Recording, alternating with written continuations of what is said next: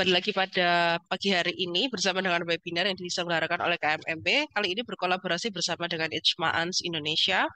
Jadi webinar ini terus berlanjut ya Bapak Ibu. Kalau kemarin kita sudah mencapai di series ke-12 dengan pembahasan Creating Synergy, maka pagi hari ini kita akan membahas lebih dalam mengenai corporate advantage. Mungkin sedikit refresh juga kepada Bapak Ibu. Sebelumnya kita juga pernah membahas sekilas mengenai corporate advantage dan juga competitive advantage. Jadi ketika perusahaan itu memang mau mencapai atau memiliki corporate advantage, ya pertama yang harus istilahnya harus dicapai oleh perusahaan itu sendiri adalah bagaimana kita atau bagaimana perusahaan itu bisa mencapai competitive advantage. Dan pada pagi hari ini, corporate advantage dengan judul Understanding Deeply About Corporate Advantage akan dibawa oleh dua speakers dari KMMB. Speaker pertama ada Muhammad Badawi, Pak Muhammad Badawi selaku Direktur KMMB, dan speaker kedua ada Cindy Paulina selaku Associate Consultant dari KMMB. Saya sapa terlebih dahulu. Selamat pagi Pak Badawi. Selamat pagi, Dila. Suara saya terdengar cukup jelas. Ya, terdengar Pak. Oke, Oke. Ini juga speaker kedua ada Cindy Paulina. Selamat pagi Cindy. Selamat pagi, Madila. Ya, oke. Sudah siap untuk memberikan materi pada webinar pagi hari ini? Mungkin Pak Badawi dan juga Cindy ya. Mungkin langsung saja materi pertama akan dibawakan oleh Pak Badawi. Waktu dan tempat saya persilakan Pak Badawi, silahkan. baik. Terima kasih, Dila. Saya sapa juga pemateri kedua. Pagi, Cindy. Baik. Bapak Ibu, selamat pagi Pagi, semuanya. Bapak. Salam sehat selalu. Mohon izin, ini saya sedikit batuk ya. Jadi suaranya agak sedikit kurang jelas, tapi tetap semangat untuk sharing-sharing terkait dengan materi yang saya rasa ini lebih bisa dikatakan materi advance ya. Kalau kita di kelas-kelas MBA atau kelas-kelas advance program di luar negeri, kadangkala kita perlu presisi ya Bapak Ibu ya. Ketika banyak orang ya orang-orang awam mengatakan kita harus punya keunggulan kompetitif, kita harus punya keunggulan bisnis gitu ya. Secara sederhana kita bicaranya adalah bagaimana kita bersaing, bagaimana kita memenangkan kompetitor gitu ya. Nah, pada series 1 sampai series 12 kita sudah memberikan materi terkait sesuatu hal yang dirasa masih basic. Nah, tapi pada series 13 dan seterusnya kita akan lebih advance ya. Jadi ketika kita bicara tentang keunggulan korporat, sebetulnya menghitungnya bagaimana? Nah, gitu. Jadi ketika kita misalnya RUPS gitu ya, Rapat Umum Pemegang Saham, kemudian ditanya apa keunggulan kompetitifnya gitu. Oh, kita punya jaringan distributor di mana-mana. Kita punya penjualan yang selalu naik. Tapi itu hanya klise ya Bapak Ibu ya. Jadi kita harus menampilkan ya dalam berupa angka atau berupa rasio. Nah, bagaimana mengkalkulasi adanya corporate advantage atau juga nanti ada keunggulan dalam bersaing ya. Jadi kita seringkali bicaranya competitive advantage atau corporate advantage. Nah, bedanya apa? Nah, ini nanti akan kita bahas, gitu ya. Nah, pada materi ini kita akan mencoba untuk bridging ya, menjembatani antara aspek strategi dengan beberapa beberapa tool yang ada di keuangan Bapak Ibu ya. Jadi nanti akan lebih banyak kita bicara tentang net present value ya NPV. Nah, nanti akan dikurasi lebih mendetail dengan Cindy ya selaku associate konsultan di KMMB di bidang corporate finance. Oke, berikutnya. Baik. Nah, sebelum kita bicara tentang competitive advantage Bapak Ibu, kita perlu dulu melihat ya kita perlu melihat sebetulnya bisnis kita ini ada di mana gitu ya, bisnis kita ada di mana, apakah kita sekarang menjalankan single bisnis, artinya bisnisnya cuma satu gitu ya, atau kita menjalankan multi bisnis ya atau multi bisnis. Nah, ini pilihan gitu ya. Dulu kita bisa melihat bahwa bahkan di meeting-meeting sebelumnya kita seringkali sharing bahwa ketika seseorang mengejar dua kelinci, maka dua-duanya tidak akan kita capai. Kan seperti itu ya. Minggu lalu kita menggambarkan seperti itu. Maka bisnis itu harus fokus. Tujuannya apa? Maka banyak orang dia akan berfokus pada single bisnis Bapak Ibu. Ya. Sehingga kalau kita katakan single bisnis itu adalah kita fokus pada bisnis tunggal. Ya. Tapi dalam bisnis tunggal ini kita bisa beroperasi pada berbagai segmen pasar. Ya. Bisa berbagai segmen pasar. Misalnya kita berbisnis konveksi, misalnya kita berbisnis konveksi, ya, atau kita berbisnis misalnya properti, gitu ya, fokus di properti. Ya, kalau properti kita main harga di bawah 500 juta, misalnya. Kemudian kita juga bermain di segmen 500 sampai 1 miliar. Kita juga bermain lupa 1 M sampai 2 miliar atau bahkan juga lebih dari 2 M. Nah, ini adalah single business. Tapi dengan single business ini kita bisa memiliki beberapa segmen pasar yang itu ketika kita akumulasi kita bisa mendapatkan corporate advantage ataupun juga competitive advantage. Nanti perbedaannya apa akan kita bahas. Nah, pun sama konveksi. Kita mungkin di awal hanya melayani untuk anak-anak gitu ya. Kemudian eh, karena bisnis kita jalan, ya cash flow kita bagus, ya. Kemudian bisnis kita semakin bankable, maka kita bisa merambah kepada segmen yang lain, Bapak Ibu, yaitu adalah orang tua, ya. Atau bahkan kita juga ke toddler, ke bayi, misalnya begitu. Nah, ini adalah single business. Kemudian ada juga praktek-praktek yang lain yang pernah kita diskusikan, misalnya mereka bermain pada integrasi vertikal, ya, yaitu hulu ke hilir, ya, atau mereka bermain pada integrasi horizontal, yaitu memperbanyak perusahaan lain tapi yang sejenis. Kalau hulu hilir, contohnya sederhananya sering saya sampaikan supaya semuanya tahu produknya ya. Paling gampang adalah Indomie. Ya, Indomie itu produknya Indofood. Maka dia mengakuisisi perusahaan Bogasari, gitu ya, Bogasari untuk mendapatkan keunggulan korporat ya antara produksi mie instan dengan produksi tepung. Maka ada selisih margin di situ. Atau kita juga bisa bermain, misalnya ini ada Indomie goreng, kemudian ada pop mie, kemudian ada mie kenduri dan lain-lain. Ya, nah ini adalah multi bisnis. Nah, tapi jangan lupa bahwa berkali-kali juga saya menyampaikan praktek vertikal itu jarang sekali yang sukses, Bapak Ibu. Ya, hanya perusahaan yang benar-benar memiliki capital yang besar, perusahaan yang mampu mengelola sumber daya yang efektif dan mampu untuk mengelola resiko itu yang bisa sukses. Ya, banyak story perusahaan yang pernah berdiri dari Perang Dunia Pertama sampai sekarang masih eksis, tapi keberadaan atau capaian market share-nya kalah dengan perusahaan-perusahaan baru. Ya, itu banyak sekali. Nah, ketika kita bermain pada multibisnis Bapak Ibu, maka diversifikasi harus kita lakukan. Ya, diversifikasi kita lakukan. Itu bisa secara vertikal, hulu hilir, atau juga horizontal. Nah, praktek di lapangan ada juga yang namanya konglomerasi. Ya, ini satu konglomerasi, misalnya kita bicara Lipo gitu ya, ada rumah sakit Siloam, ya ada perguruan tinggi UPH, ada bank Lipo, ya banyak sekali. Ya, lah ini tidak terkait satu sama lain. Tapi kalau kita perhatikan Bapak Ibu, misalnya ini adalah rumah sakit, ya, kemudian ini bank. Nah orang di rumah sakit bayarnya pakai banknya Lipo, maka dapat diskon. Misalnya demikian. Orang kuliah di eh, UPH misalnya, ya bayarnya pakai bank Lipo, misalnya demikian. Maka ini sangat menguntungkan. Atau grupnya CT Corp, ya grupnya CT.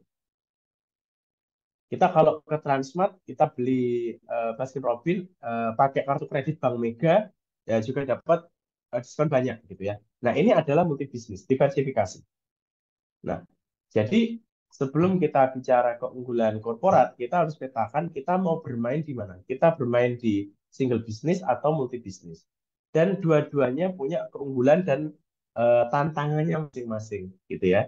Nah, sehingga biasanya kalau kita sudah bicara multi bisnis Bapak Ibu, misalnya Bapak Ibu sudah punya gambaran, punya mimpi, suatu saat saya ingin konglomerasi seperti yang saya sampaikan, atau suatu saat saya ingin jadi pemain mie instan terbesar di Indonesia, jadi horizontal, atau ingin menguasai margin dari transaksi, atau nanti kita bicara juga di kesempatan yang lain mungkin ada transfer pricing ya dari hulu hilir. Nah, satu catatan ketika kita ingin memulai multi bisnis, jangan lupa di dalam grup bisnis Bapak Ibu itu harus ada namanya manajemen investasi, ya. Jadi investment company yang mana investment company itu nanti akan menjaga atau diberikan tugas mengelola portofolio ketika dikonsolidasi itu akan optimal. Karena yang perlu diperhatikan ketika kita bermain pada multi bisnis, sebetulnya anggaran atau cost dan revenue itu hanya set off, ya. Misalnya Indofood beli tepung di Bogasari, maka ketika kita beli tepung itu menjadi biaya di Indofood, ya. Tapi bagi Bogasari itu adalah pendapatan, ya.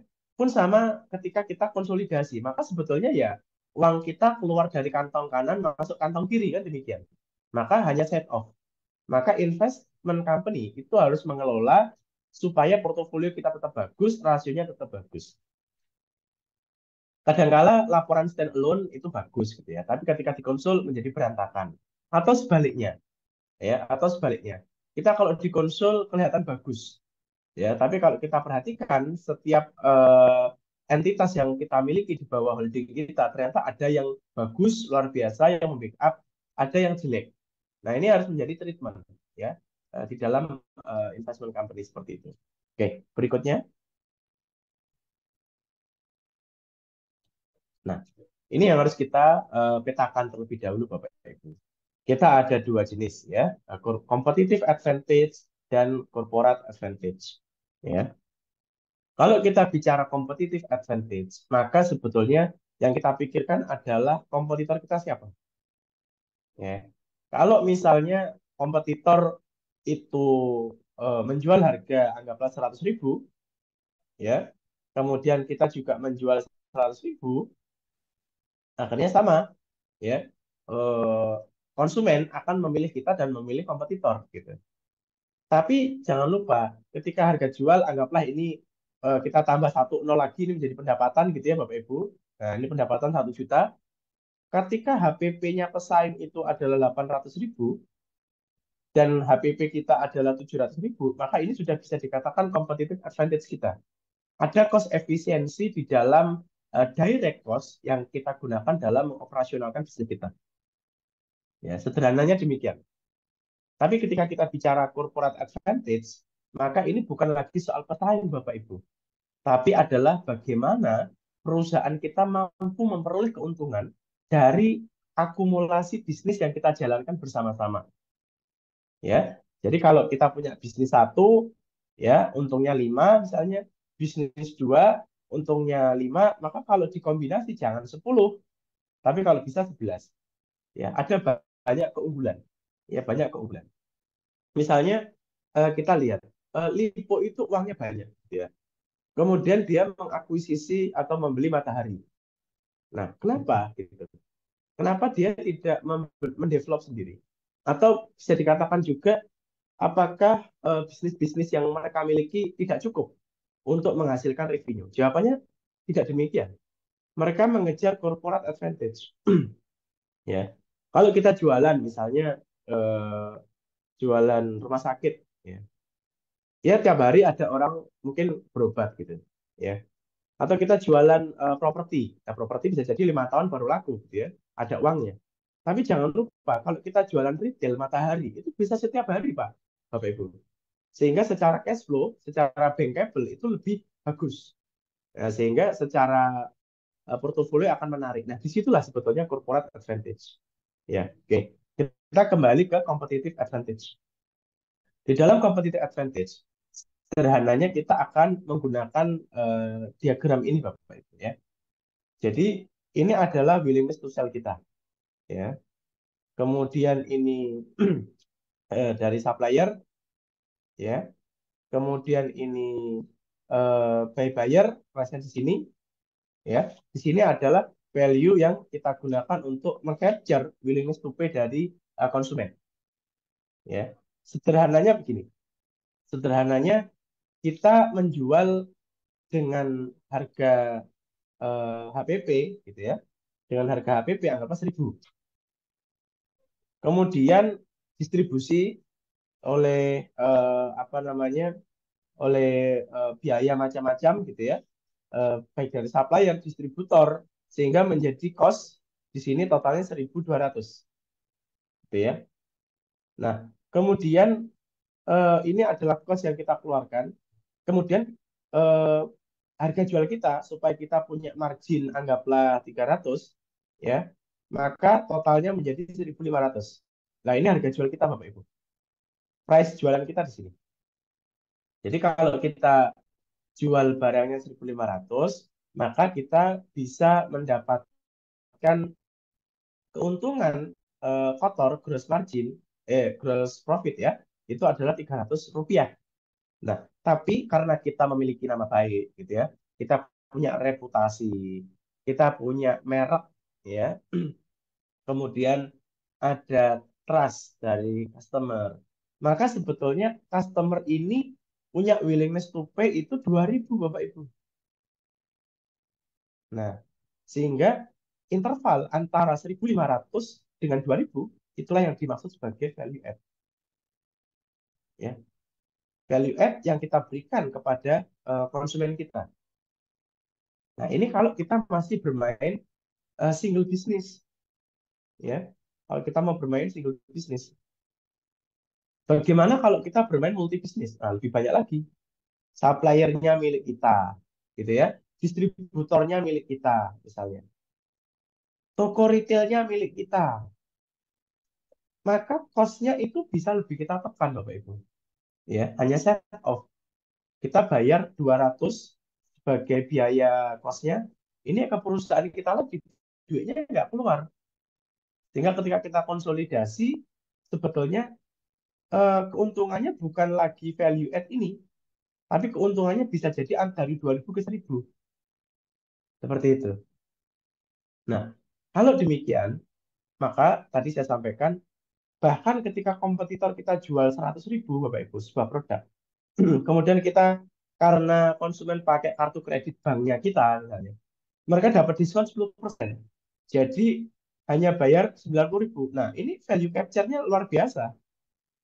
Ya, konsumen akan happy. Wah, saya kalau pakai kartu kreditnya Bank Mega misalnya, dapat diskon 10%, maka bayarnya cuma 90.000. Kenapa demikian? Ya karena secara multi bisnis grupnya CT sudah menguasai, ya, marginnya bisa lebih ditekan. Sehingga kalau keuntungan total yaitu adalah 1.000, ya kita bagilah, jangan besar misalnya, gitu ya. Ya udah, yang 900 keuntungan kita, yang 100 kita berikan kepada konsumen. Nah, ini menjadi happy mereka. Ya. Nah, selisih ini harus hati-hati Bapak Ibu. Ini harus dihitung, gitu ya. Harus dihitung. Jangan sampai karena kita mengejar target volume of sales atau kita mengejar volume revenue, kemudian kita jual harga murah tanpa perhitungan terhadap willingness to pay dan willingness to sell, maka itu akan merugikan perusahaan kita. Ibarat kata target penjualan kita tercapai, tapi kita nggak ada dagingnya, gitu ya, habis, ya, dan bisnis seperti itu tidak sehat. Ya, oke. Ini berkaitan dengan competitive advantage. Nah, berikutnya adalah berkaitan dengan corporate advantage. Ya. Jadi kita harus mengkombinasi. Ya. Misalnya kita memperoleh, kita memiliki beberapa lini bisnis, ya, kumpulan bisnis. Sehingga nanti total NPV-nya lebih tinggi. Kemudian misalnya perusahaan A dan perusahaan B, ya. Ini jualan, misalnya ini jual produk, ya. Ini adalah supplier. Sama-sama milik kita semua. Ya, ketika willingness to pay, ya, itu dinilai ini, ya, kemudian willingness to sell kita ada di poin ini, maka sebetulnya marginnya, ya, ada di level ini. ya, keuntungannya. Atau sederhananya, kalau kita lihat kompetitor karena dia hanya single business, ya, willingness to sell-nya di sini, willingness to pay-nya di sini, maka keuntungan value add-nya di sini, value create-nya, value capture-nya di sini. Tapi karena kita memiliki penjual, supplier, bahkan mungkin juga kalau kita beli tepung, kita punya perkebunannya sendiri, gitu ya.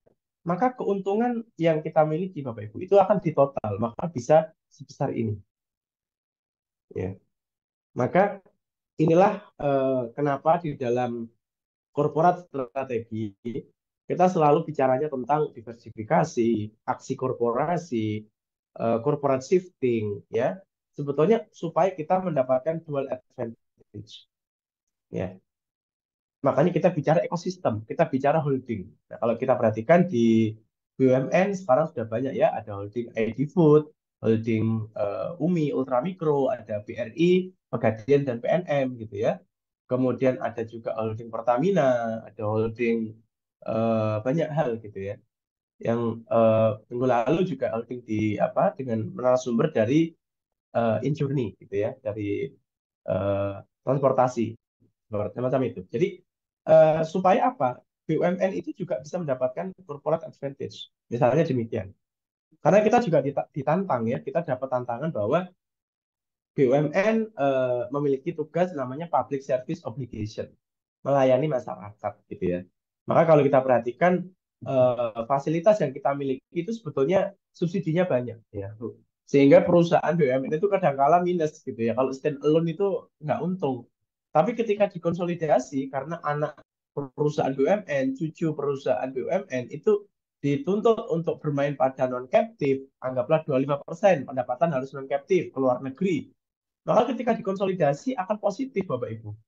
Ya. Karena kalau perusahaan hanya bermain pada holding ya sebagai captive market, hanya set off.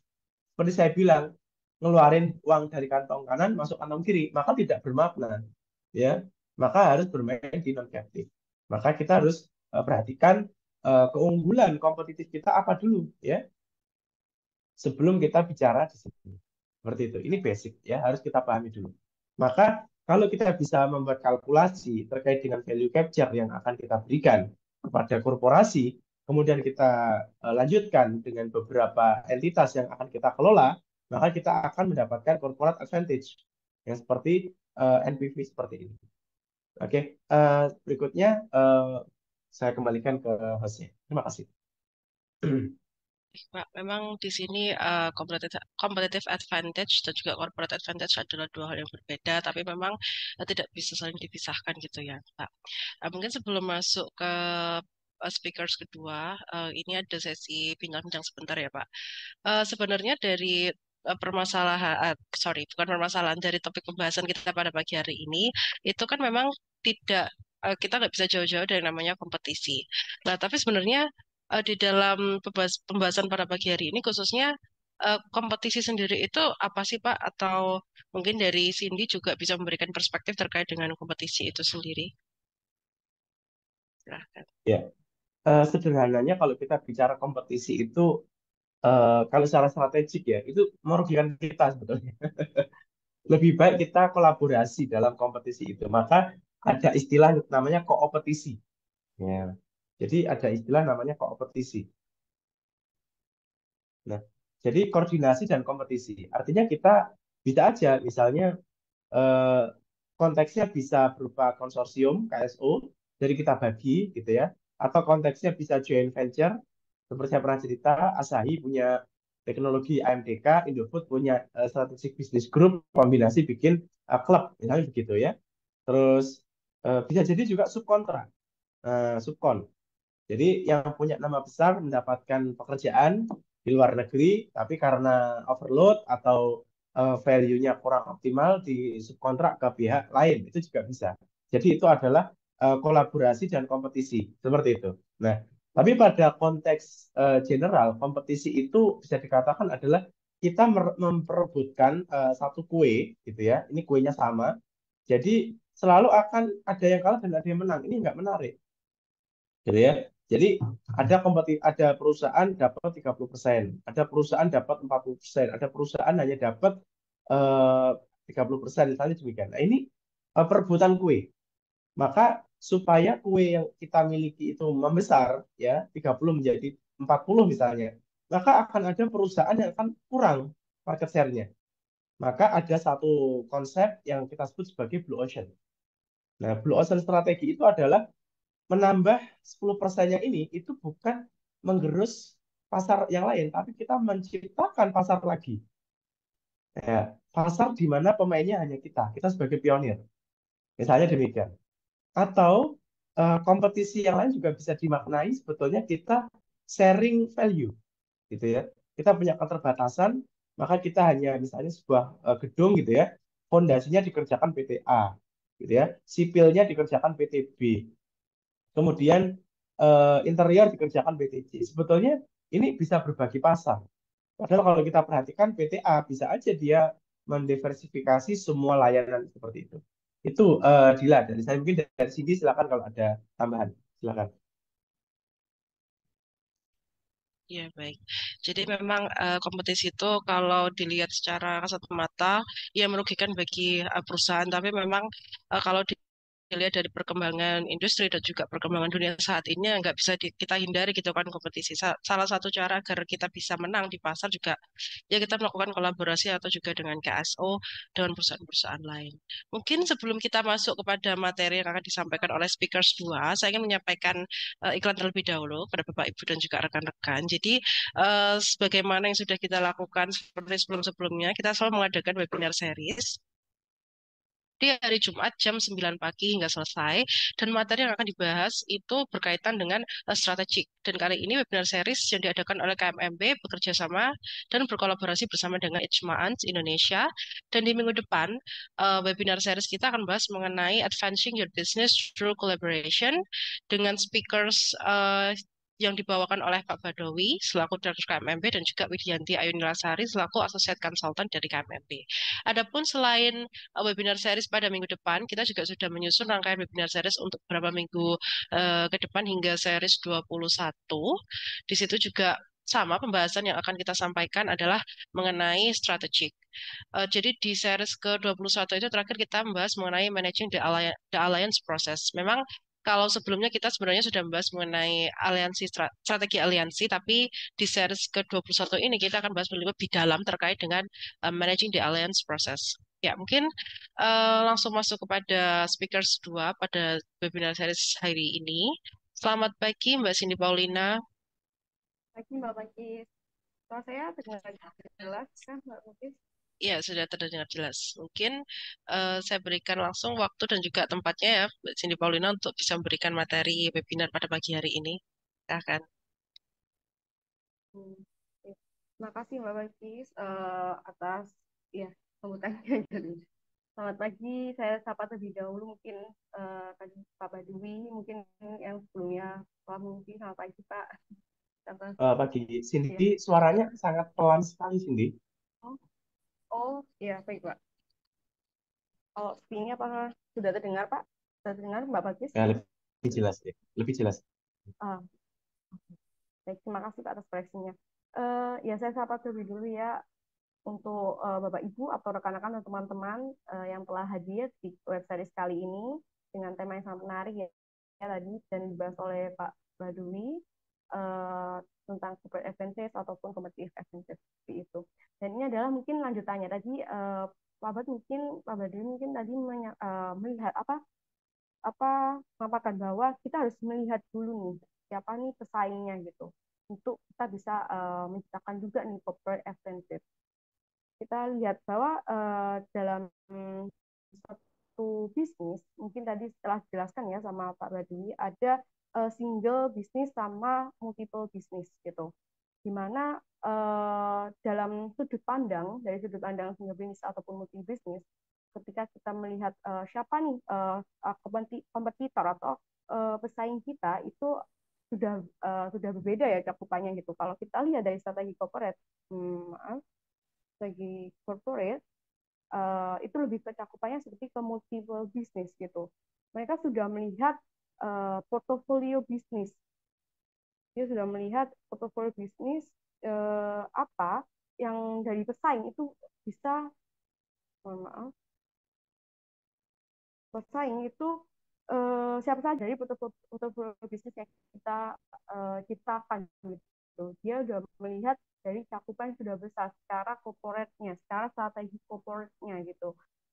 Pesaingnya mendefinisikan pesaing siapa sih yang bisa menyaingi dari portofolio bisnis kita gitu. Tapi kalau dari strategi bisnis dalam artian dari cakupan single bisnis itu mereka mencakupnya melihat dari pesaing langsung, tidak hanya pesaing langsung, tapi juga dari pembeli, pemasok, pendatang potensial, perusahaan dan lain sebagainya gitu.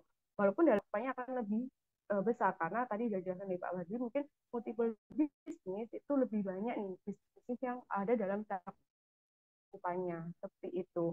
Nah, dalam hal ini kita juga perlu melihat di mana perusahaan itu ingin menciptakan corporate advantage juga pasti melihat dari kompetitornya gitu.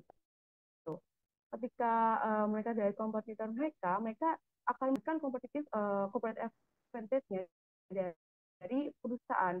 Kita melihat bagaimana kita membangun portfolio yang kuat untuk mempertahankan atau menciptakan corporate advantage atau competitive advantage dari sebuah perusahaan.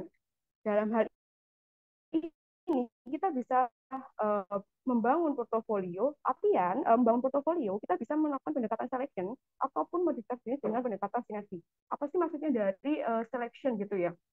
Dalam artian selection ini seperti kadang kita sebagai pembeli kita ingin atau investor ya, investor bisnis, kita ingin membeli bisnis atau membeli suatu atau ingin apa ya dalam hal gampangnya kalau kita ingin beli sesuatu atau beli laptop gitu ya, beli barang elektronik ataupun lain sebagainya, kita harus melihat dulu kan berapa sih nilai dari apa laptop ataupun bisnis yang akan kita beli gitu. Kalau sebisa mungkin kita melihat bahwa kita menghitung nilai atau valuasi dari bisnis tersebut itu punya valuasi yang besar gitu dan mengharapkan bisnis yang kita beli itu dengan harga murah dengan nilai valuasi yang bagus gitu. Dalam artian pasti investor itu ingin menyeleksi gitu, menyeleksi mana sih bisnis-bisnis yang bisa kita buat sebagai portofolio dengan nilai valuasi yang bagus, tapi kita juga untung gitu. Dalam arti yang kita beli dengan harga murah, tapi nanti jika kemudian kita jual itu dengan harga mahal. Dalam artian valuasi yang dari perusahaan tersebut cukup bagus. Itulah yang kenapa kita membangun portofolio itu harus diperhatikan gitu ya, bagaimana kita melihat nilai valuasi dari si bisnis yang akan kita ingin beli ataupun ingin kita buat sebagai portofolio seperti itu. Dalam artian gimana ketika dalam artian gimana ketika perusahaan nilai valuasi dari bisnis B, nilai valuasi dari bisnis B dan nilai valuasi dengan bisnis C itu akan punya evaluasi sekian, contohnya sekian dan sekian gitu ya. Mungkin ini di dua ataupun ini tadi yang dijelaskan Pak Pemimpin ya, ini ada tiga. Tapi ketika membangun evaluasi dan lain faktor dan sebagainya, pertimbangkan dengan faktor-faktor tertentu ya dalam perhitungan evaluasi atau lain sebagainya, kita menggabungkan portofolio B dan C, gabungan dari portofolio B dan C itu harus lebih besar dari portofolio B sendiri dan C. Kalau dari kata Pak Apa tadi mungkin ini 2 dan 3, mungkin kalau dijumlahkan adalah 5 gitu. Tapi kalau bisa kita harus adalah 6. Dan itulah kenapa kita harus apa ya selection terhadap membangun dalam portofolio. Tapi di sisi lain untuk membangun corporate advantage dengan cara pendekatan selection membangun portofolio juga kita melihat dari modifikasi bisnis. Dalam artian modifikasi bisnis ini kita bagaimana kita bisa mengembangkan perusahaan kita atau istilahnya mengembangkan perusahaan kita dengan sebaik mungkin atau portofolio kita sebaik mungkin, pertahankan portofolio kita sebaik mungkin gitu. Dan dengan cara apa? Pendekatan sinergi. Ya, kalau tadi kata Pak Bat, kenapa harus kompetisi gitu ya? Kalau selama bisa saling memberikan keuntungan gitu lah. Dari sinergi ini kita mungkin bisa membangun sinergi dengan perusahaan lain gitu untuk membangun sinergi yang kuat. Mungkin kalau dari apa webinar sebelumnya yang telah mengikuti gitu ya, sinergi yang kemarin udah dibahas oleh pembicara sebelumnya, mungkin dalam artian sinergi ini saling melengkapi gitu. Kalau bisa kita simbiosis mutualisme gitu dan saling menguntungkan, sehingga ketika diharapkan ke depan portofolio kita ingin mengembangkan modifikasi dari portofolio kita sinergi dengan perusahaan lain gitu untuk menciptakan suatu value yang lebih dibandingkan value sekarang seperti itu.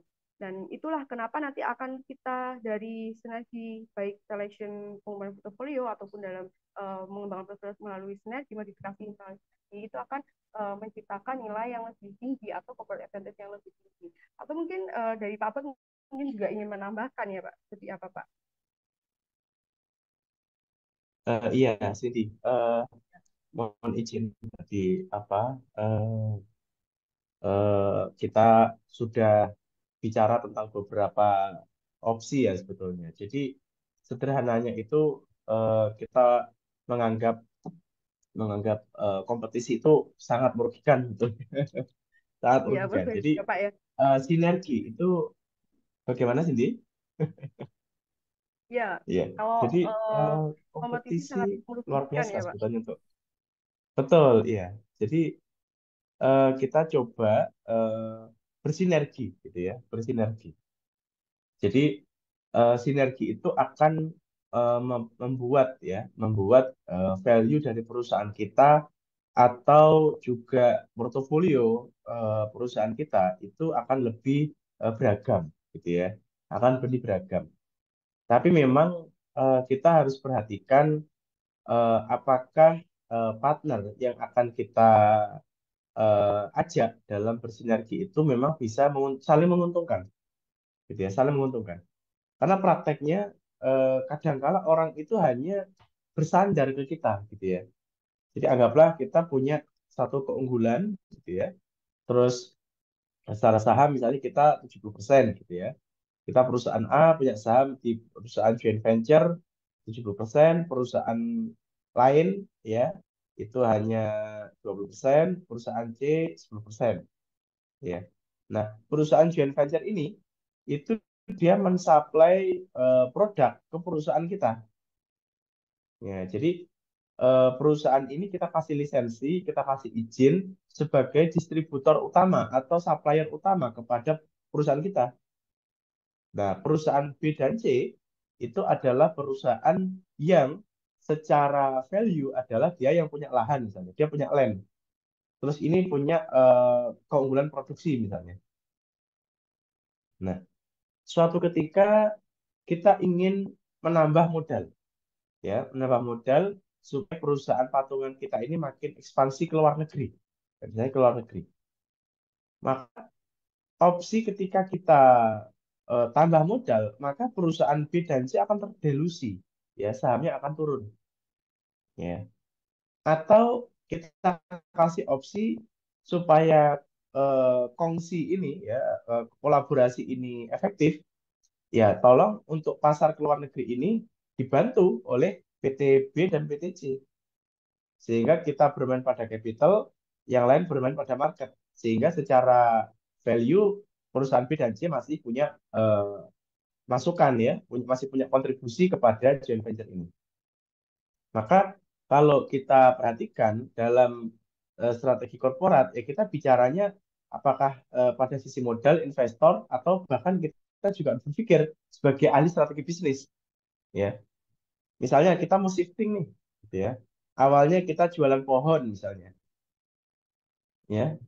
Wah, karena ini semuanya bicara green gitu ya. Kita nebang pohon nanti kena masalah terus gitu.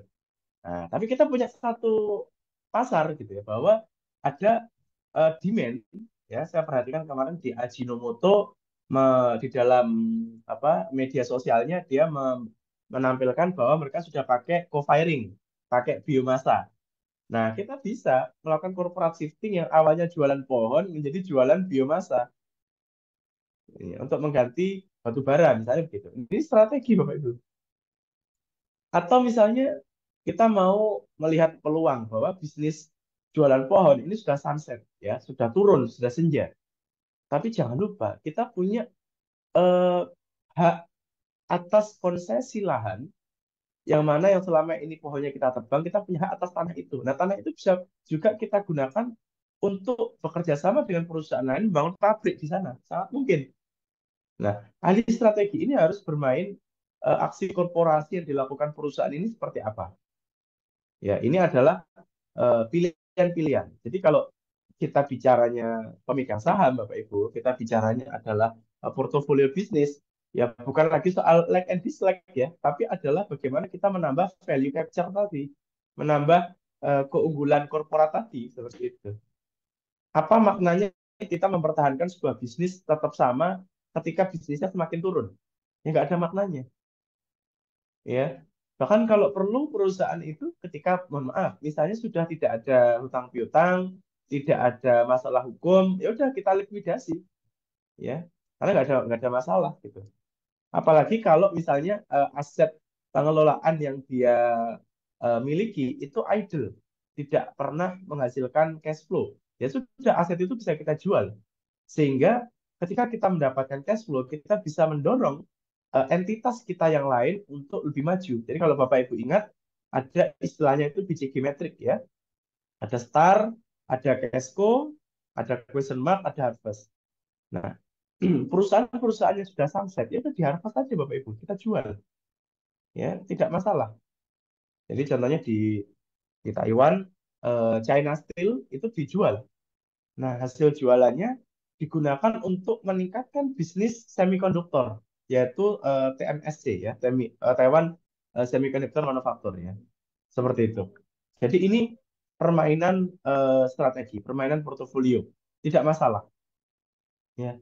Atau bahkan kita perhatikan ada beberapa tool yang selama ini KMMB juga gunakan ya, kita memframing portofolio company kita ya. Misalnya ada 10 atau ada 3 perusahaan misalnya. Perusahaan pertama ada di kuadran 1 ya. Kemudian eh, perusahaan pertama ada di kuadran 1 gitu ya. Perusahaan kedua ada di kuadran 6. Perusahaan ketiga ada di kuadran 7. Nah, ini seringkali di dalam dokumen RJBP ya, Cindy Dila ya, sering kita lakukan, kita memapping dulu nih produknya seperti apa. Jadi Bapak Ibu kalau misalnya ada kebutuhan penyusunan RJBP, rencana jangka panjang perusahaan, bisa nanti kontak hotline KMMB, gitu ya, Dila Cindy ya. Jadi pengalaman kami, kenapa kami perlu memapping portofolio bisnis Bapak Ibu untuk melakukan mengecek ya, kita cek apakah mereka itu memiliki posisi yang sama atau berbeda. Ketika posisinya berbeda, maka strateginya juga berbeda. Ya, jangan sampai kita membuat strategi pukul rata, semuanya sama. Tidak boleh seperti itu. Kita harus mapping dulu perusahaan kita, bahkan layanan kita ada di mana. Ada bisnis itu sudah mulai sunset, Bapak Ibu. Ya. Ada industri yang sudah mulai sunset.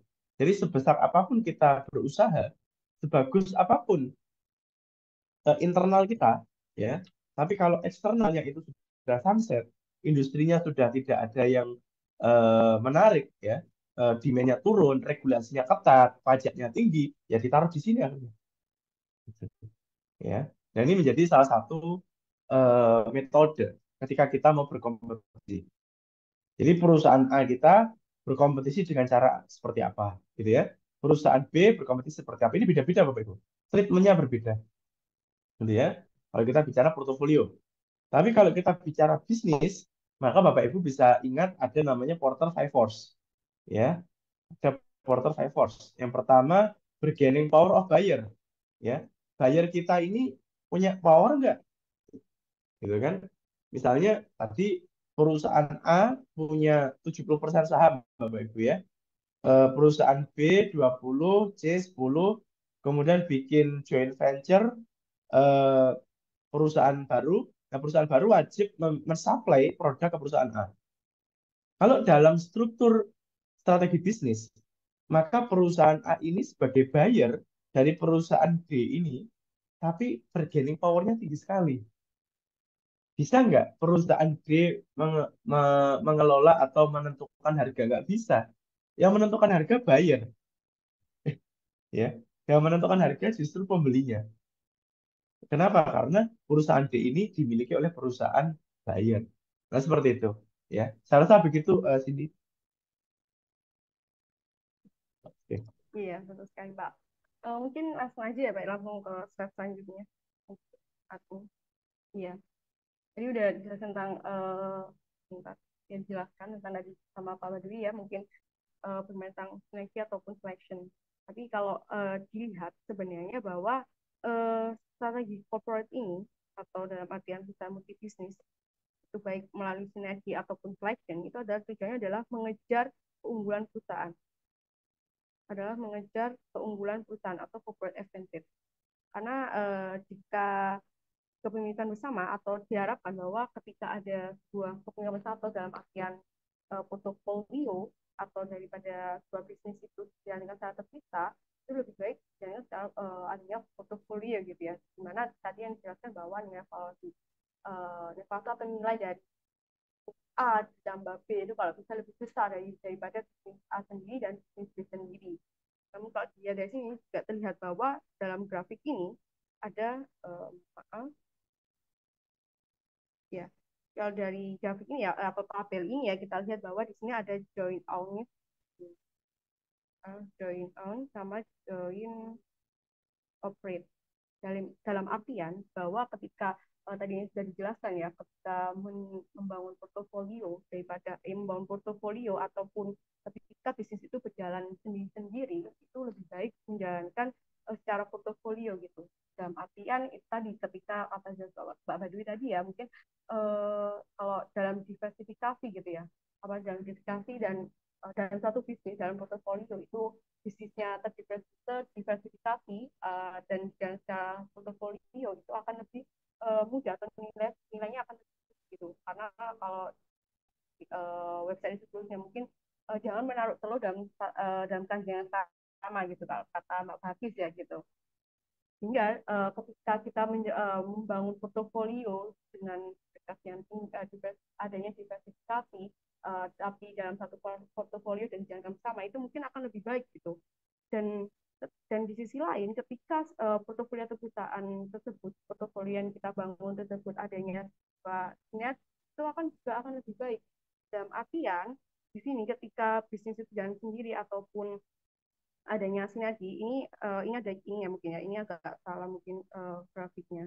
Jadi di sini itu di poin 3, di kuadran 3 dan kuadran 4 itu akan lebih baik daripada di kuadran 1 dan di kuadran 2. Dalam artian di mana di kuadran 3 itu adalah kita menjalani sebuah portofolio. Portofolio yang diharapkan nanti bangun portofolio kita itu nilainya tuh nilai A plus B lebih tinggi daripada nilai A sendiri atau B sendiri. Dan ketika kita membangun portofolio tersebut, ingin modifikasi portofolio tersebut, kita diharapkan adanya sinergi untuk meningkatkan nilai tersebut. Sehingga kuadran 3 dan di mana kuadran 4 ini adanya sinergi. Sehingga kuadran 3 dan kuadran 4 ini akan lebih baik daripada kuadran 1 dan kuadran 2.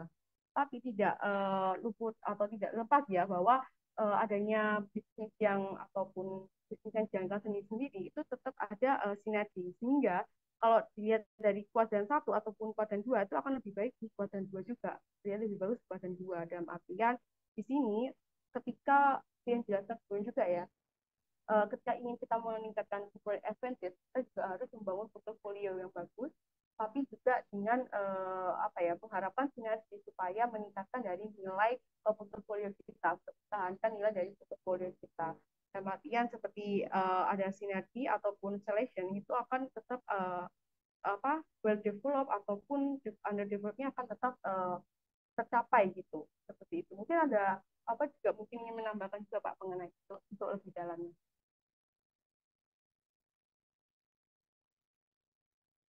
Ya, terima kasih, Cindy, sudah dipaparkan. Jadi Bapak Ibu, setiap pilihan apakah kita akan melakukan sinergi, ya, sinergi itu eh, dua entiti yang mana saling berkolaborasi, gitu ya.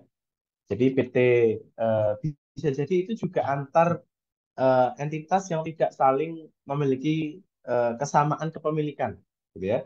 Jadi PT A dan PT B tidak dalam satu grup ya, tidak dalam satu grup, tapi mereka bersinergi yang tadi saya sebut sebagai KSO misalnya. Yang A fokus pada market, ya, PTB fokus pada pasar. Fokus pada pasar, ya. Jadi eh, kenapa KSO ini kita lakukan? Ini seru Bapak Ibu. Nah ini saya kasih satu contoh best practice yang bisa Bapak Ibu gunakan ya. Karena kalau misalnya Bapak Ibu selama ini hanya bermain pada captive market gitu ya, terus sekarang hasil RUPS kita dituntut untuk ke luar negeri. Wah, susah nih kita nggak bisa apa ke sana karena belum pernah kita lakukan. Tuh, jangan salah. Kita bisa lakukan KSO Bapak Ibu.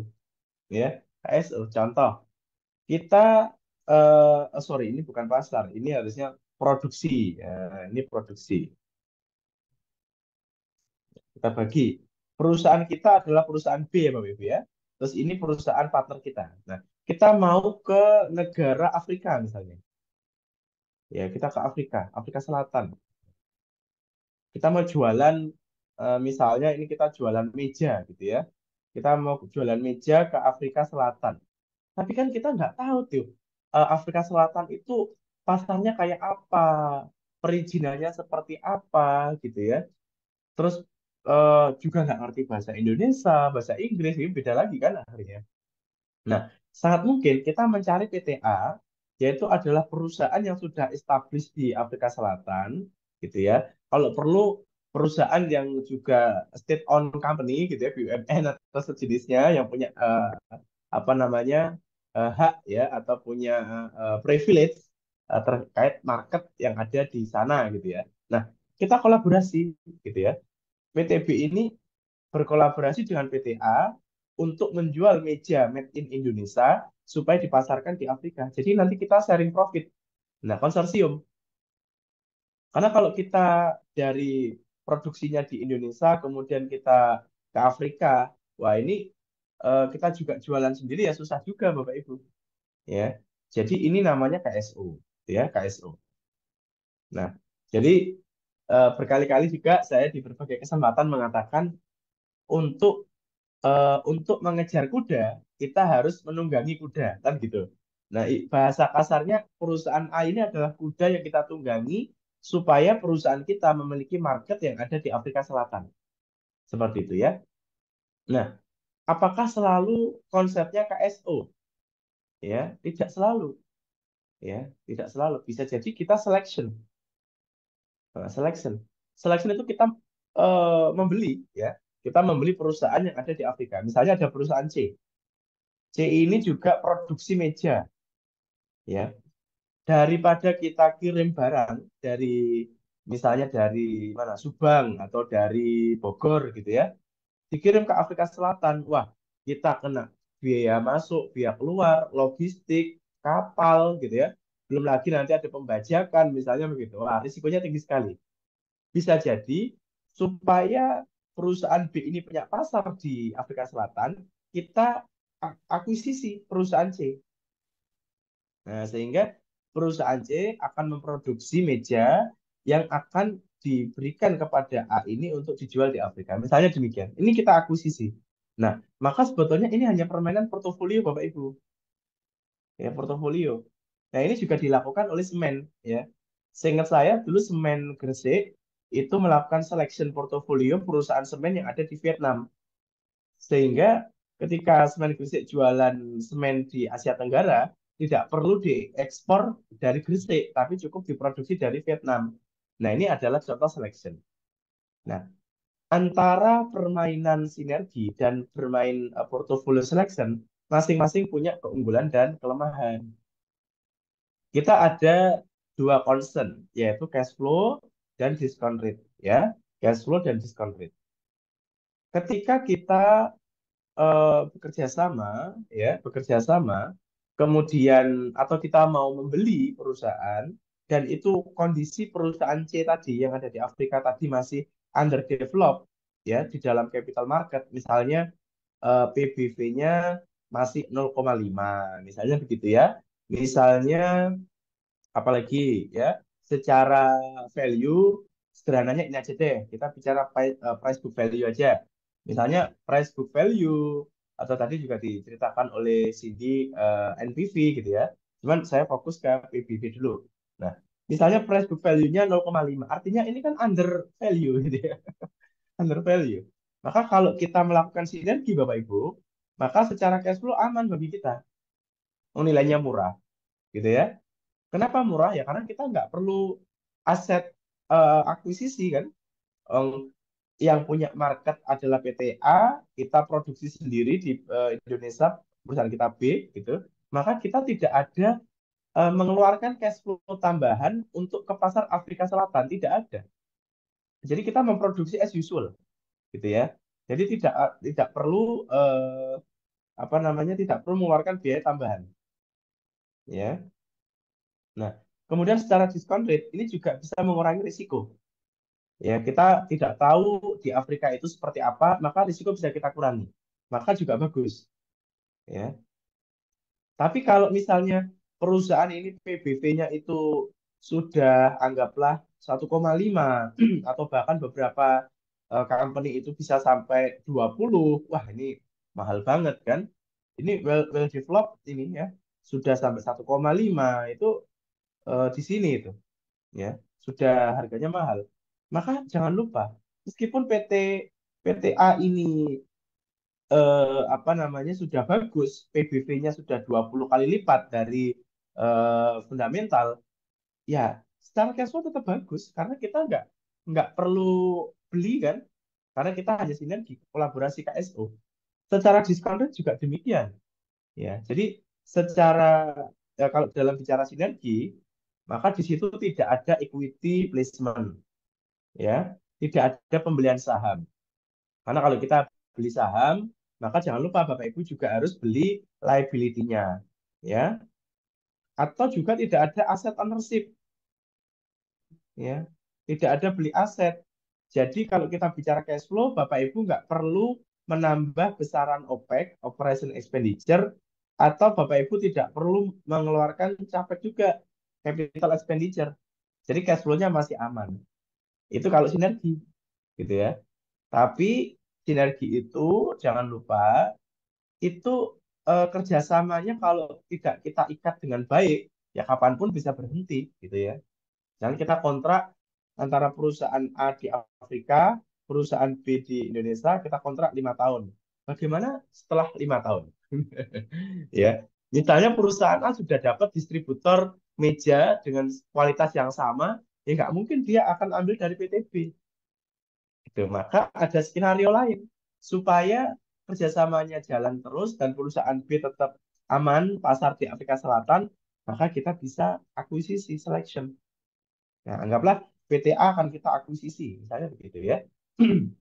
Kan kalau kita perhatikan BUMN pun juga boleh kan yang sudah IPO itu dijual ya, investor asing juga ada, saya perhatikan.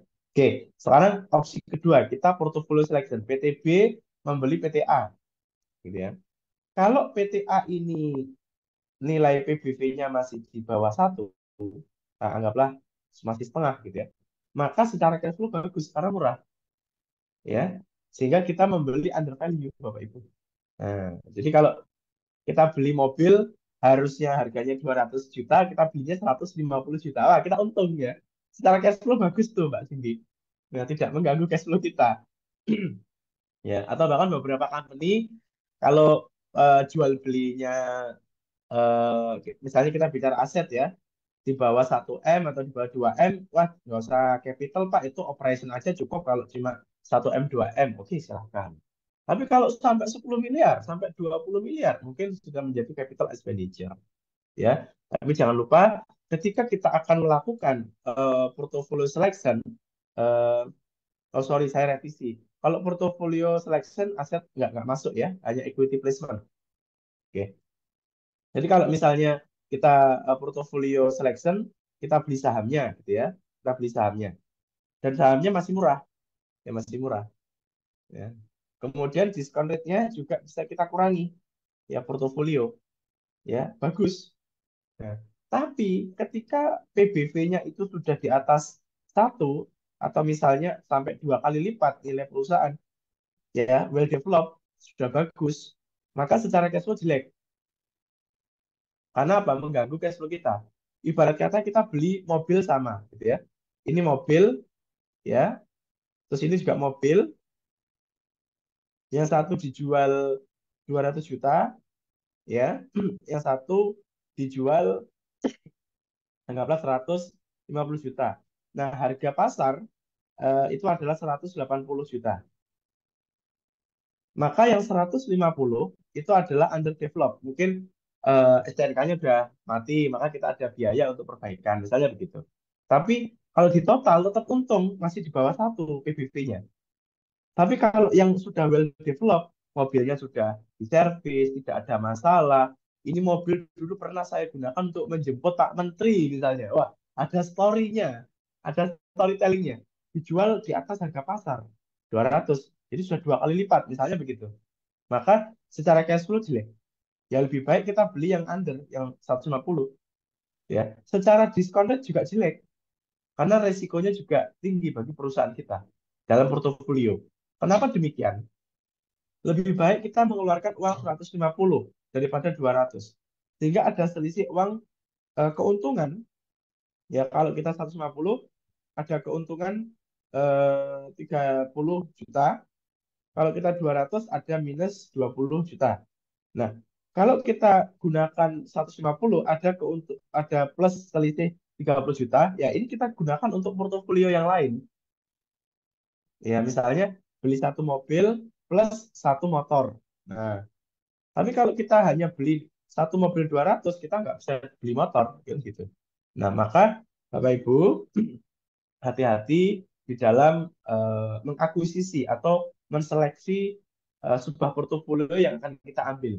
Ya, lebih baik kita underdevelop. Nah, ini yang beberapa perusahaan pernah saya lihat demikian, gitu ya. Jadi beli perusahaan tambang, di re-engineering, diperbaiki manajemennya, sekarang sahamnya sudah naik. Seperti itu. Nah, sehingga secara eh, gambar kurang lebih demikian tadi sudah dijelaskan oleh oleh Cindy gitu ya. Jadi kalau joint operation itu ya KSO contohnya, ya kita bekerja sama. Kalau joint on itu kepemilikan, misalnya joint venture ya kepemilikan bersama tadi.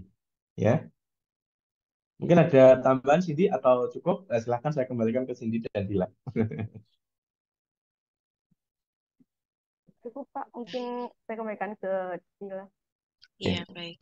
Mungkin sebelum masuk ke dua materi terakhir, masuk ke materi terakhir, sorry, bukan dua ya, masuk ke slide terakhir untuk materi webinar pada pagi hari ini. Saya juga akan mengingatkan pada Bapak Ibu, jika ada pertanyaan yang ingin diajukan, silakan menuliskan pertanyaan pada kolom chat, dan juga saya ingatkan kembali bahwa setiap hari Jumat KMMW berkolaborasi bersama Edgemans Indonesia mengadakan webinar series yang bahas mengenai strategik, dan di minggu depan kita juga mengadakan webinar series pukul 9 pagi dengan speakersnya Pak Muhammad Badawi selaku Direktur KMMB, selaku speaker satu, dan juga speaker kedua ada Widianti Ayu Nilasari selaku Associate Consultant dari KMMB, membahas mengenai advancing your business through collaboration. Dan kita juga sudah menyusun series webinar series hingga series ke-21 dengan tema terakhir yaitu Managing the Alliance Process. Mungkin langsung ke materi terakhir ya pada webinar pada pagi hari ini akan disampaikan oleh Cindy Paulina. Waktu dan tempat saya persilahkan.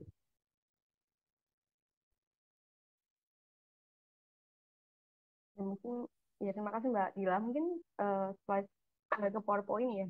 Ya, baik. Ya, ini udah dijelaskan lebih detail ya sama Pak Badi. Sebelumnya suara saya sudah terdengar dengan jelas. Jadi kalau nggak salah saya baca. Apakah suara saya Jelas. terdengar dengan jelas, Iya. Jelas. Mbak Dila? Jelas. Baik, baik, ya. Ya, saya kembali lagi di materi ya. Dimana tadi udah dijelaskan oleh Pak Baduy ya dari sampai detail bagaimana progres dari selection ataupun dengan sinergi gitu. Tapi kalau kita lihat kembali lagi bahwa sinergi itu semua adalah untuk corporate advantage gitu.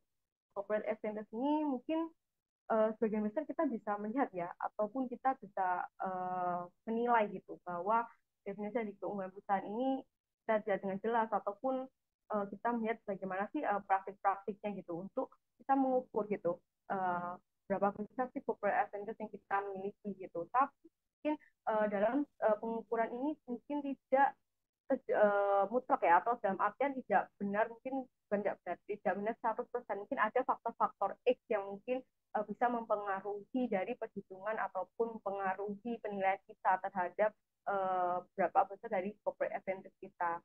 Namun dalam menilai corporate advantage kita, setidaknya dari penilaian itu kita bisa melihat gitu, ataupun melihat apa reason ataupun faktor-faktor yang bisa mendukung keputusan perusahaan atau keputusan kita dalam mengambil strategi ke depan untuk perusahaan gitu. Jadi sebenarnya memang dalam keunggulan perusahaan itu bukan untuk diukur gitu, tapi untuk mencapai tujuan sesuai dengan judul ini ya, berarti mencapai tujuan, bukan fokus pada pengukuran, karena mungkin ada faktor-faktor S yang mungkin bisa mempengaruhi dalam penilaian kita. Dalam artian kalau dilihat dari grafik ini, uh, dalam grafik ini kita lihat bahwa kalau kita mengukur atau kita menilai gitu corporate attendance kita, yang seperti dijelaskan sebelumnya, di mana ketika kita common ownership ataupun shared business itu ada gap gitu, di mana gap yang dimiliki dari perusahaan, di mana ketika sebenarnya ini adalah si merah adalah perusahaan A, di biru ada perusahaan B, yang warna abu perusahaan C gitu. Dimana saya jelaskan atau mungkin dijelaskan Pak Baduri yang lebih detail sebelumnya, itu bahwa ketika kita membangun portofolio, ketika perusahaan itu membangun portofolio ataupun berjalan secara sendiri-sendiri, dalam artian perusahaan A berjalan sendiri, perusahaan B berjalan sendiri, perusahaan C berjalan sendiri, itu akan memiliki nilai ataupun gap. Gap ini adalah dari corporate advantage, dalam artian di mana ketika perusahaan si C dengan nilai perusahaannya nilai sebesar 2, terus nilai sebesar 3, ataupun si A nilai sebesar 2, mungkin ini akan jumlah 7 gitu. Tapi kalau ketika ada common ownership dalam artian ada portofolio ya, yang dalam artian tadi sudah sempat tadi, kita membangun portofolio dari mungkin perusahaan A, perusahaan B, perusahaan C ini kita kita usia ataupun kita membangun portofolio dari tersebut, mungkin ini bisa lebih dari 7. Dalam artian ini mungkin 10.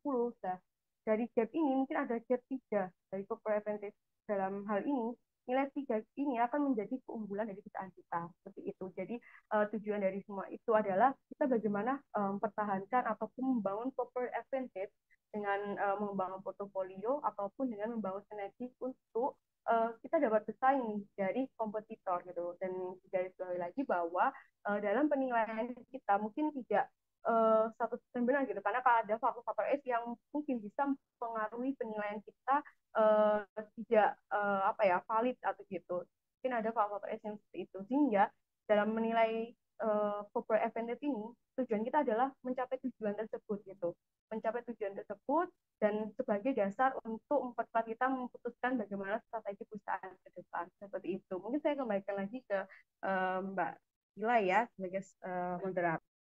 Terima kasih.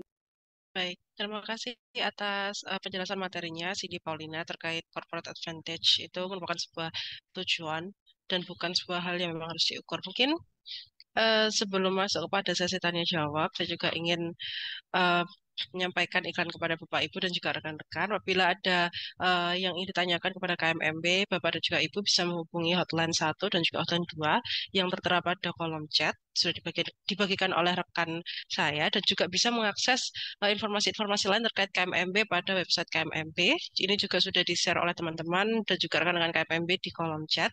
Dan juga apabila Bapak Ibu dan juga rekan-rekan sekalian membutuhkan layanan berkaitan dengan penyusunan RCPP, kemudian perhitungan valuasi, due diligence, dan lain-lain yang berkaitan dengan penyusunan strategi maupun uh, bisnis plan perusahaan, Bapak, Ibu, dan juga rekan-rekan dapat menghubungi hotline KMMB maupun mengakses website KMMB.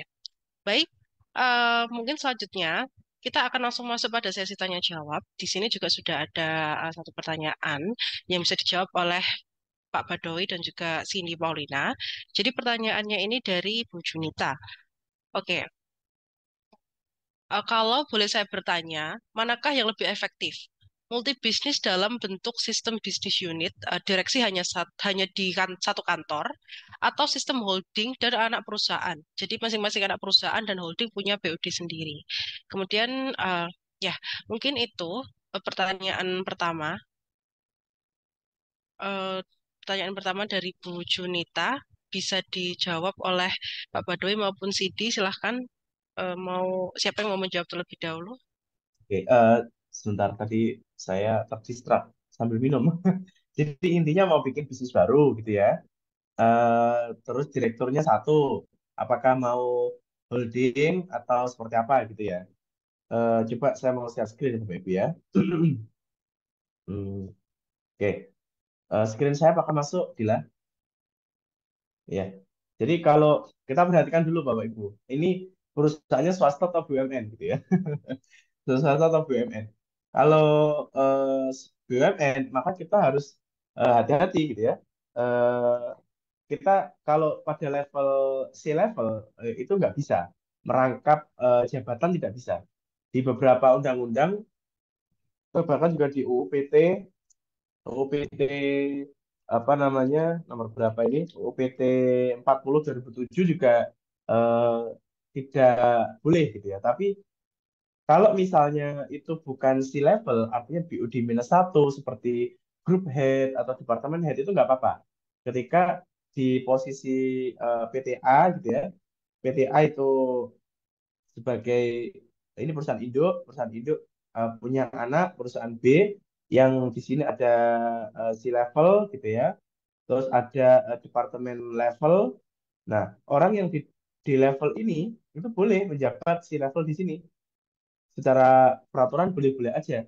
Tapi secara GCG, good corporate governance di internal holding yang akan kita bangun, nah itu apakah diperbolehkan? Nanti keputusan itu silakan diatur saja di RUPS, ya penunjukan siapa personil yang pada departemen level atau divisi level yang akan diberikan amanah juga untuk ngawal di C level.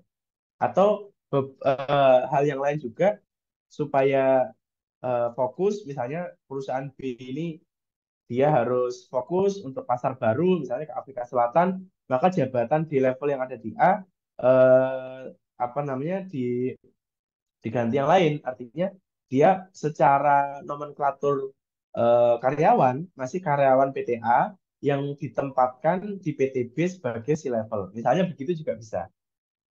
Nah, jadi kalau eh, kita bicara PT, ya setidaknya dalam undang-undang PT kan kita harus petakan ya, di dalam satu entitas itu harus ada pemegang saham, kemudian ada komisaris, gitu ya.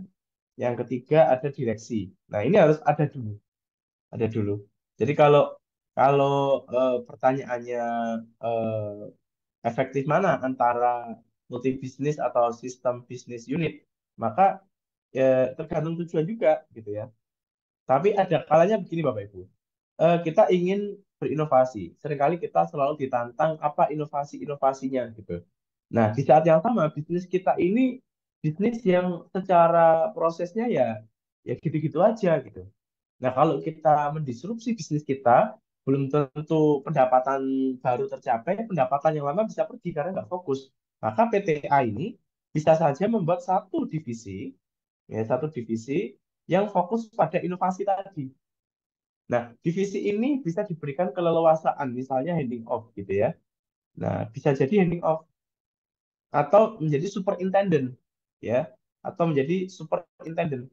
Nah, kalau skema handing off atau superintendent, maka divisi ini masih di bawah PTA yang tapi dia diberikan keleluasaan budgeting maupun praktek bisnis di pasar yang benar-benar berbeda dengan divisi-divisi yang lain.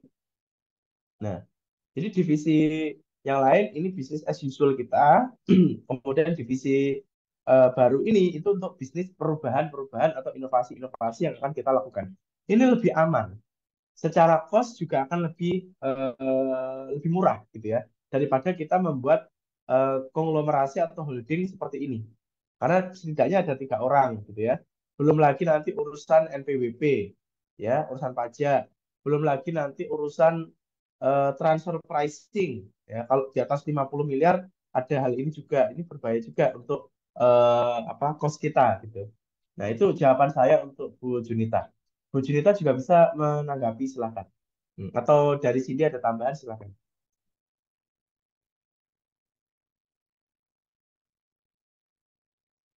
Saya kembalikan ke Dila. Baik, baik Pak.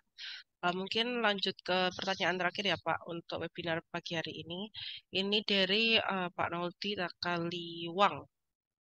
Pertanyaan nih Pak Badowi, mana yang lebih penting? Meningkatkan nilai tambah atau diversifikasi? Dan pada level diversifikasi yang mana bisa efektif? Mungkin dari Pak Badowi mau atau Cindy Paulina bisa menjawab pertanyaan tersebut. Silahkan.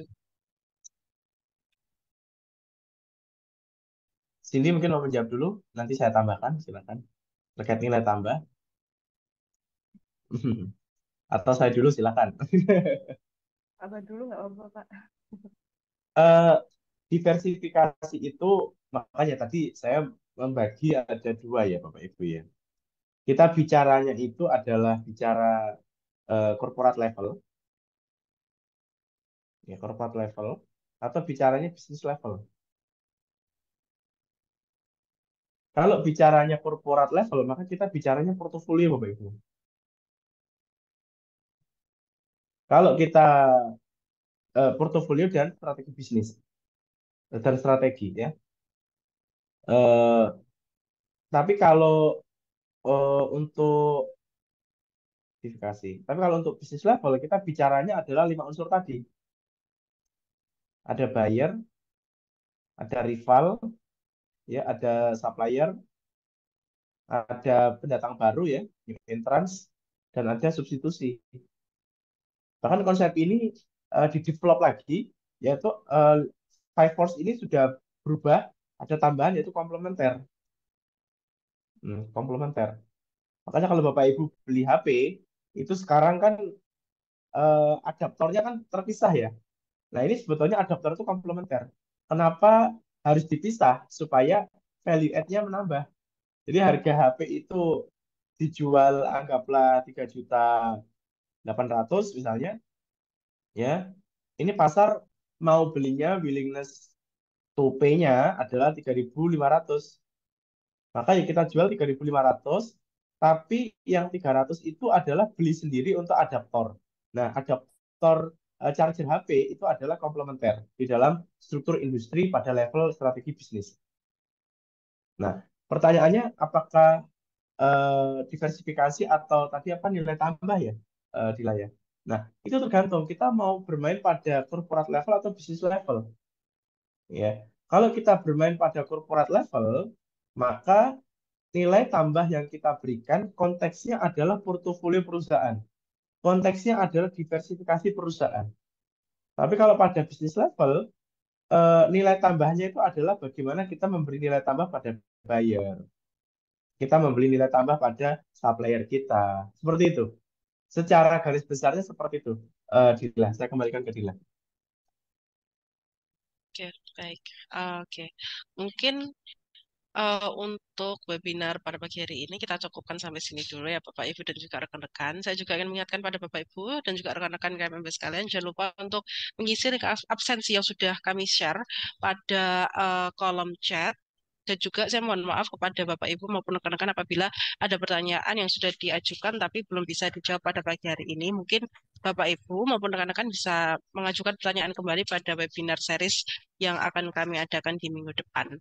Oke, baik. Saya ucapkan terima kasih juga kepada Pak Badowi dan juga Cindy Paulina selaku speakers untuk webinar series pada pagi hari ini atas materi yang sudah disampaikan. Juga saya juga mohon maaf apabila ada kesalahan dalam penyampaian kata pada Bapak Ibu dan juga rekan-rekan maupun pada Pak Badowi dan juga Cindy Paulina. Terima kasih telah mengisi webinar pada pagi hari ini. Sampai jumpa pada webinar series di pekan-pekan selanjutnya. See you. Sampai jumpa. Ya, terima kasih Mbak Dila, terima kasih Pak Badawi. Terima kasih Cindy, terima kasih Pak Badowi. Ya. Terima kasih. Terima kasih Bapak Ibu. Thank you Dila, Cindy. Sampai jumpa minggu depan. Thank you, Pak. Thank you. Terima kasih, Pak.